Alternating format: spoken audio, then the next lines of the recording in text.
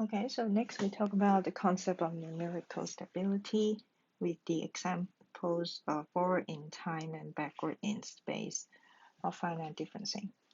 Okay, so this is forward in time. This is the current time step and then the next time step. And then this is the current location and the last location, so backward in space. Okay, always remember that this one is the number of time step and then this one is the number of grid point. So the location here and then the time here. Okay, we turn the affection equation into a finite differencing equation. So I have put up a table here to remind you that what we are working on. We're working on forward in time and then backward in space, this equation. Okay, and then we also have another definition, which is called upward scheme or downwind scheme, upwind scheme or downwind scheme. So in this case, if we use the backward in space, we use the last location, right? This is the current location, and then we use the last location to help us to find other things, okay? And since we're using the parameter at the upwind location or the upwind direction, okay, this is upwind because the wind is blowing this way, so this is kind of like upstream or upwind location. Okay, so we call this the upwind scheme if c is larger than 0, pointing this direction, and if c is pointing at the negative direction, c is smaller than 0, and we are using the downstream or downwind grid point because this is the last grid point, right? It's in the downwind direction. Okay, so this is just a simple definition. So how do we make use of this forward in time and then backward in space equation? We remember that we always want to find this out. This is the information in the next time step. This is current time step, and then this is also current time step. We move everything on the right hand side and then put this on the left hand side, which is this one. Okay, we know this, and then we know this, and we know this. And then we only have to set the number of delta t and then delta x here, and then we are set. We are all ready to find this value. Okay, so in this case, if we have the initial shape looking like this, so this is, again, this axis is x, this is location, and then at time equals to t, this is the shape, and then later we expect this equation will give us this one. Okay, this is a solution of the analytical method. Okay, so how do we set this up? First of all, we need to give the model the initial condition n equals to 0. So what is the value of u00 and then u01, u02?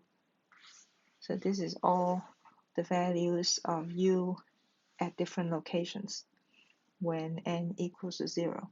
Okay, this is delta x. And then we can use all these values. So this is given because the shape is given by u in here. The green line, the green dash line, and then the green dots is doing this. Okay, and we give the model the initial conditions, and then we will be able to find all the values in here using this equation, except for a certain point, maybe in the boundary. Okay, and then we do this step by step all the way if we want to find out what happened after 500 time step. We will be able to do it step by step. Okay, all we have to do is apply this equation again and again, and then we'll find the values of u at all these locations. Okay, so this is the results of this forward in time, backward in space finite differencing equation for the affection equation. So this is the equation in here. Okay, so what we expect is that if we put a shape looking like this, after a certain time, it will be still looking like this. So this is the analytical solution for affection equation. We have the number of, we have the value of speed in here, c, and then the value of delta t, and then value of delta x. So this is still forward in time and backward in space method. And in here, we have the initial value, which has a shape like this, like a step function, okay? And then after 500 time step, this is the result. I'll show you the animation in here.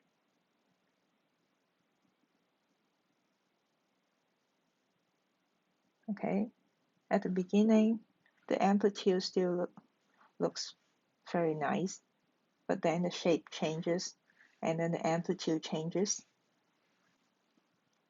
Okay, this is what happens when you apply finite differencing. There is always error. Okay, and then this is example 2. We still apply the same equation, and then we have the same speed and same delta x, but this time we will use a larger delta t. See what happens. Okay, so this is the last example, example 1, and then the step function, the height of this step function is 1 in here. And here is still the same initial condition. The height of the step function is 1. And then after 10 time steps, this is what happened. Okay, this is the animation. You can see that the model is blowing up. Okay, we not only that we don't have the signal traveling to the right, the signals are not traveling, and then the amplitude is much larger than what we have put in here in the initial condition, which is 1, which means that this model is failing comparing to the last one in here. Okay, the example 1. This is example 2. So this example failed because we used a time step too large.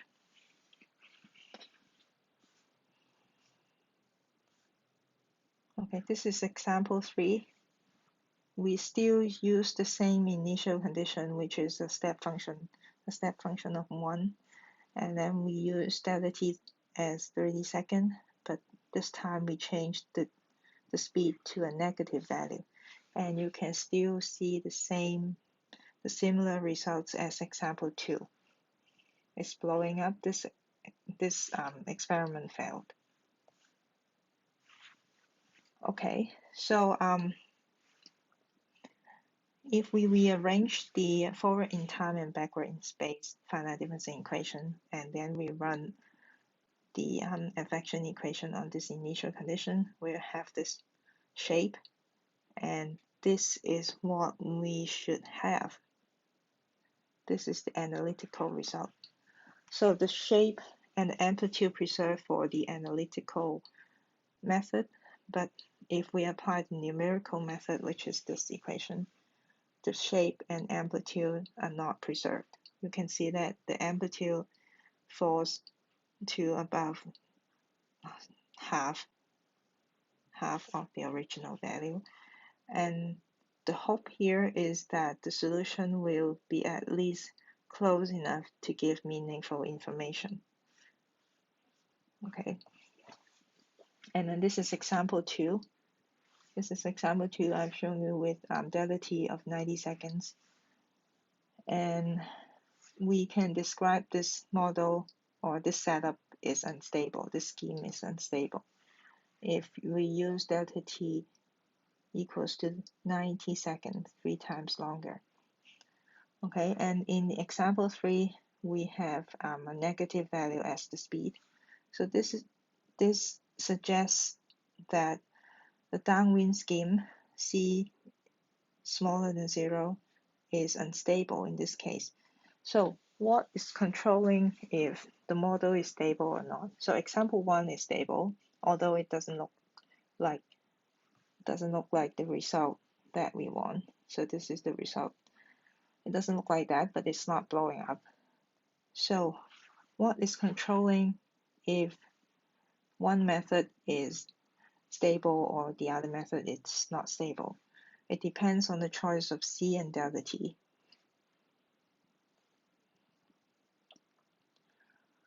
Okay, I'll further explain that. And here is like a revision of the solution to the infection equation. We can always apply this analytical solution to the infection equation. You can just put this into the equation and then you see this is a right solution. Okay, A is the amplitude and cosine is the curve in here. K is the wave number and X is the axis in here, location, and T is the time, and then this is angular. It's just the phase, okay, phase of your wave, okay. And if we express this is the analytical solution. This is not discrete version, okay. If we express this with a complex number, it will be looking like this. This is e to the power of iota. We use the Greek letter iota in here because we have already used I as the Greek point index. So this is like I but without the dot in here. This is iota, and then the phase of your wave, and this actually equals to A times cosine the phase and then plus iota sine the phase, okay. Which means that we can break this down because of the exponents rules in here. We can break this down into, we can separate this term into a term where it changes in time with time, and then another term that changes with space. Okay, why do we do that? Because we want to change this into a discrete version. Okay, what is the discrete version? This is the discrete version of U, N, and I. N is the time step, and then I is the grid point index. And then we still have the same exponent for the part where it changes with space, iota k, but then we change x into I delta x. We no longer have x because x is continuous, right? We only have the grid point index, and then we have delta x. Okay, and then we change this whole part into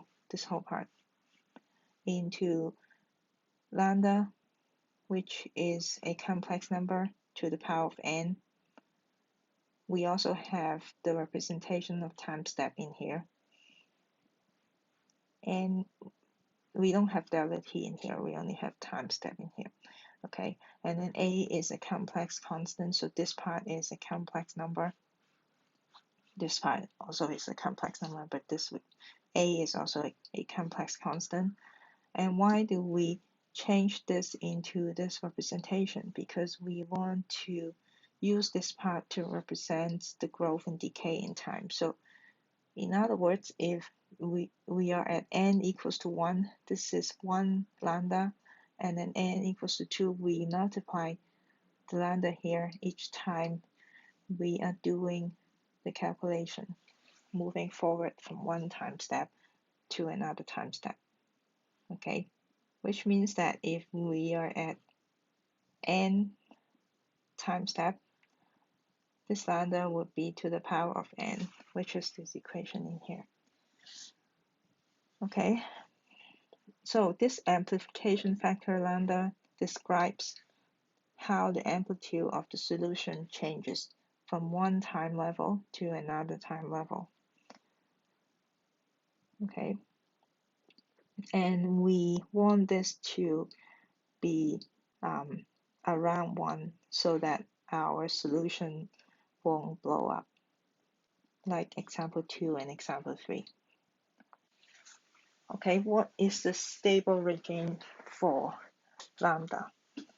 So we know that the amplitude of complex number involves the real part and the imaginary part. So this is like a revision. We have the real part, if we have the complex number of 3 plus 4 iota, the amplitude would be 3 square plus 4 square and then square root, okay, which is 5. Okay, so hopefully we are in here. The lambda would be very close to 1, and even if we do calculations many times, our solution won't blow up. Okay, so this side is very dangerous. This is the unstable region, because if it's 1.1, even if it's 1.1, after a few calculations, your amplitude would be very much different from your original parameter, which is not often happening in the atmosphere. Okay, and on this side, it will decay with time because it will get smaller and smaller. Okay, so how do we make use of this lambda? Okay, we have the discrete version of the analytical solution, which is here. What we need to do is that we need to substitute this into the finite differencing to find lambda, the value of lambda, or the conditions for lambda to be 1 or to be close to 1. Okay, so next we will talk about the stability of this forward in time and backward in space scheme. Okay.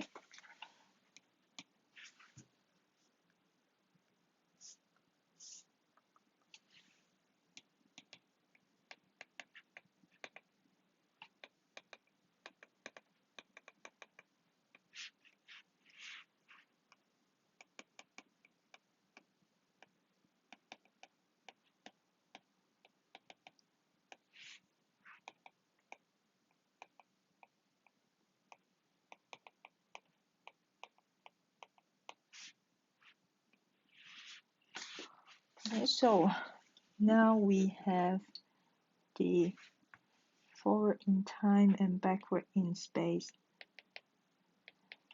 finite differencing equation in here.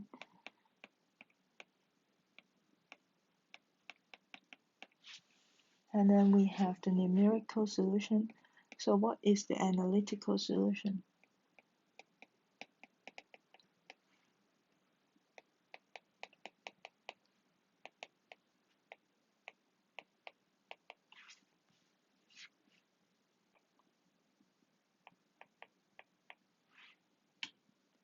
This is the analytical equation, right? And then the numerical solution.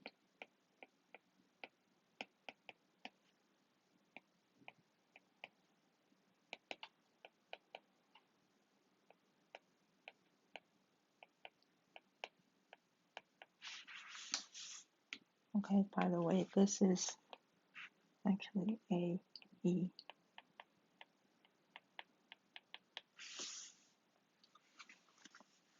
Okay, we substitute this numerical solution to the forward in time and backward in space scheme.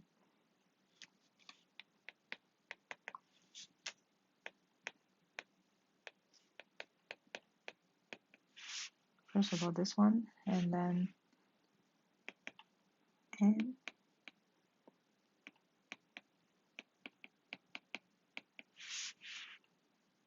plus minus C delta T delta X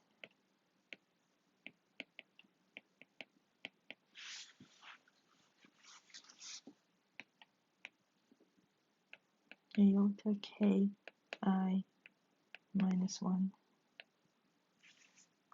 delta X in here.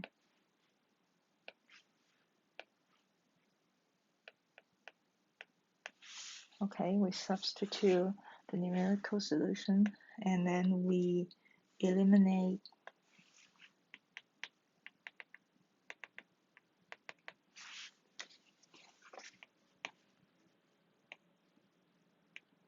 E iota ki delta x from all terms. Okay, we remove the a first in here, and then e exponent in here and here, and then this one also, and then this one. Okay, so now all we have left is lambda to the power of n plus 1 equals to lambda to the power of n minus c delta t delta x, and then 1 minus e minus iota k delta x. Right? And then we divide the whole term by lambda to the power of n. And then we have lambda equals to 1 minus c delta t delta x.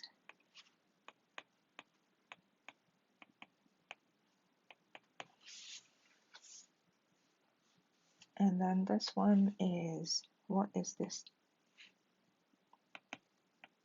Equals to k cosine k delta x minus iota sine k delta x. Okay, and then lambda equals to 1 minus c delta t delta x. 1 minus cosine k delta x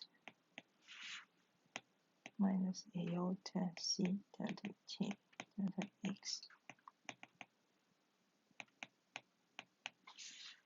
So this is a complex number.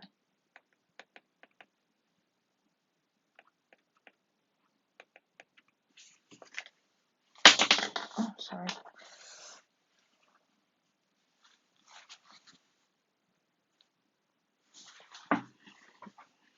So this is the complex part, and then this is the real part.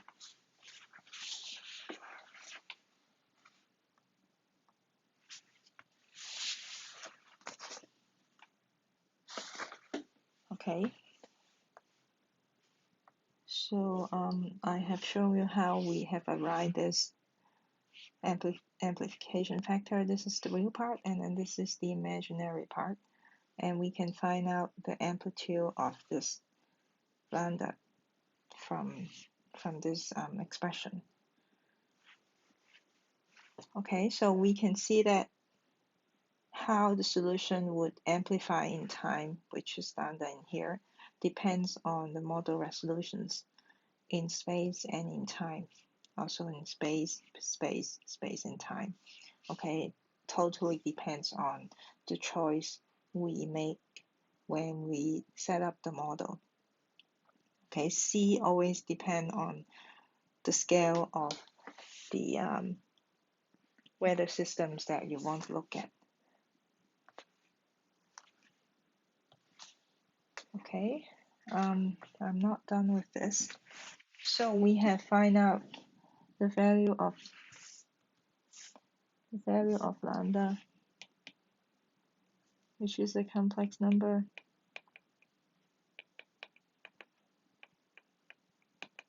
Right? So for waves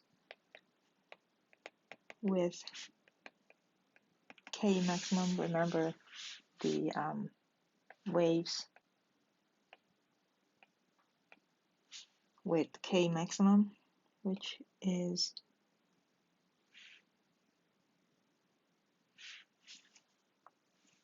this one. Oh, sorry.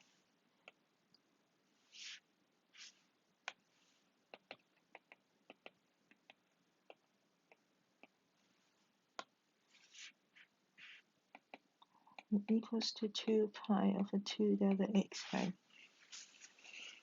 So this wave is with wavelength of 2 delta x.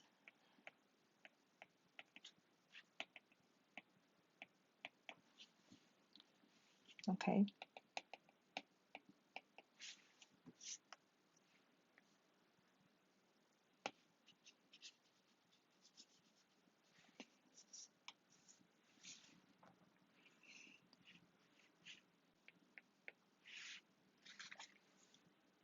So we have the expression for lambda, right?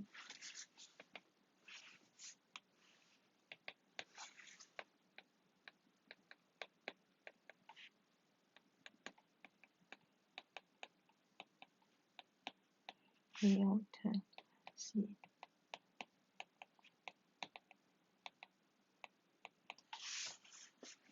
Okay, so if we substitute this k maximum back to the equation, what would happen? The term cosine k delta x equal to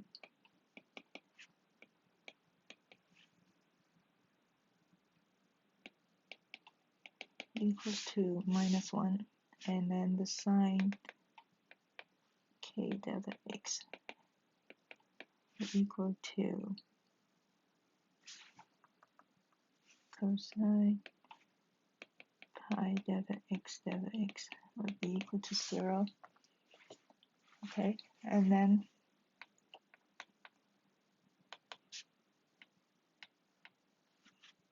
the value of your amplification factor would be equal to,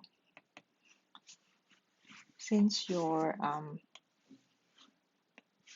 you see that your complex part is gone, the imaginary part is gone.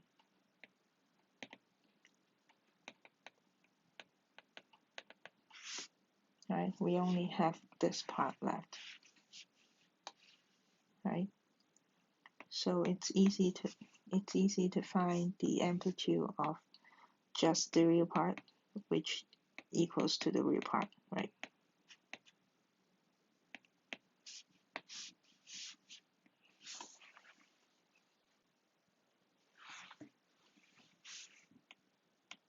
This is -1. We have find it in here, right? And then now the absolute value of this is 2 times c delta t delta x for k equals to k maximum. Okay, so you now see that the amplification factor for the wave, the 2 delta x wave, or the wave with k maximum, depends on delta t and delta x here again. Okay, so the solution of the discrete version of the solution is this one, iota delta x. Okay, and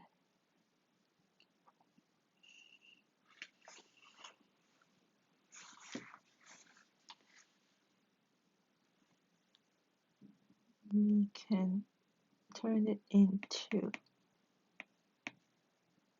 iota pi I, because k, if we apply k equals to k maximum again into the discrete solution, we'll have pi in here because k equals to pi over delta x, right? And it will equal to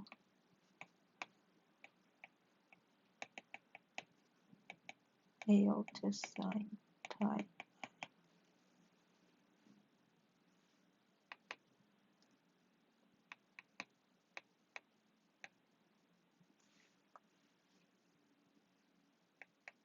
Cosine pi I. this is 0. The second part, the sign is 0. Okay, so for even I, U, the solution of the discrete version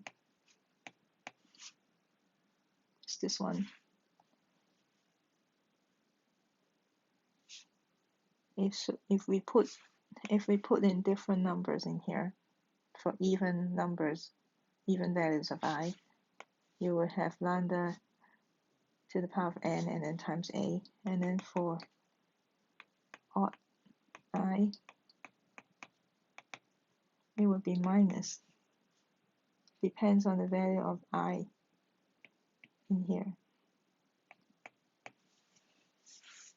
Okay, so what does it mean? It means that your waves, your 2 delta x wave is not moving at all. I'll show you why. Okay, so your 2 delta x waves where k equals to k maximum, what does it look like? It looks like this.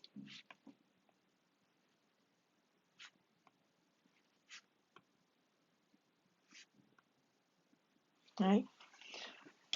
So if we, this is 2 delta x wave, or k equals to k maximum waves. Okay, so if we are multiplying, let's say if we are looking at this even I, so let's say this is I equals to 1, 2, 3.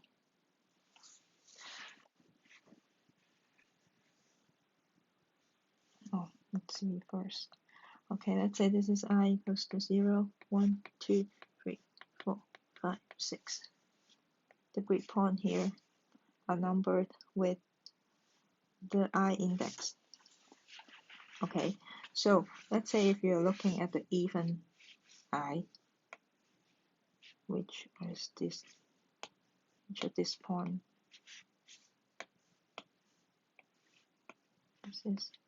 these are the points, right? And then in the next time step, what is the current time step first? Okay, if n equals to 1,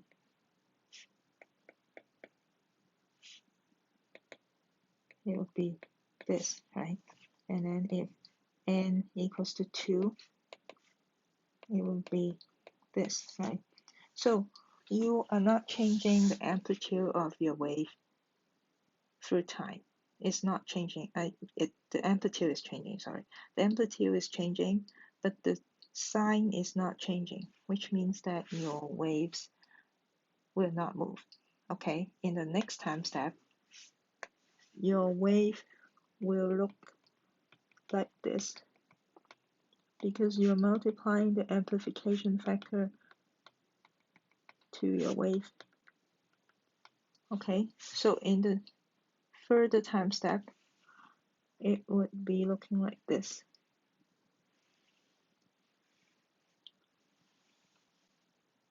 Which means that if you're using a model to represent something with the size of 2 delta x, even if it is represented in a model, you can see that it's represented in the model I've shown you in the first few slides. Okay, it's not moving at all. Okay, your waves is just like a standing wave. Okay, this is what we call an unphysical situation, which is wrong. Okay, unphysical is another word for wrong. Okay, so I'm done with this slide. So if we put the value of lambda in a graph according to the value of c times delta t over delta x, which is this term here, and then this term, the same term in here. And then we will have the result looking like this. So if we use the model to represent waves with different sizes, this is the 2 delta x waves, which is k equals to k maximum, and then k equals to 0.5 k maximum. Okay, different sizes. They behave similarly. Okay, we want to keep this lambda at around 1 or less than 1. Okay, we want to stay in here, which means that we want to keep c times delta t over delta x between 0 and 1, so that lambda will be kept below 1. Okay, these two areas are where we have the unstable situation where the amplification factor is larger than 1. Okay, so in other words, if we use the scheme forward in time and backward in space scheme, it's only stable when we have set the delta t and delta x so that this value, this number would be between 0 and 1. Okay, so in here, if we use a downwind scheme, where we have c being less than 0, we will have an unstable situation. Or if we use a time step too large, we will have the unstable situation. If this number is larger than 1, we will go directly into this zone, which is the unstable zone. Okay, so this is what happened for example 2. For example 2 and example 3. So for example 2, delta t is too large, and if we calculate the value of c delta t over delta x, it will be 1.35, which falls into this zone. Okay, and lambda is larger than 1, and it blows up very quickly. Okay, and then for example 3, we have the downwind scheme, where we have the negative speed in the fraction equation, and we fall into this zone. Okay, because this is c is less than 0, and then this is less than 0. Okay,